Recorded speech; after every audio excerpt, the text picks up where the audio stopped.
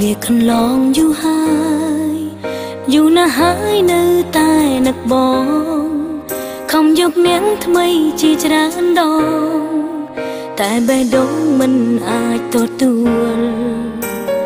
តើបងបានសុខទេតើធ្លាប់ទេនឹករឿងអតីតតើក្នុងចិត្តធ្លាប់នឹកដល់ម្នាក់នេះទេបងនៅតែជាមនុស្សតែម្នាក់ពុតមនុស្សដែលសំខាន់បំផុតមកទល់ពេលនេះទោះយើងបែកគ្នាបែកយូរយ៉ាងនេះក៏បេះដូងនេះមិនដាច់ភ្លេចបងម្ដងណាស្រឡាញ់បងណាស្រឡាញ់ដូចដើមទឹកភ្នែកនៅតែហូរសាថ្ពាល់រាល់យប់ថ្ងៃ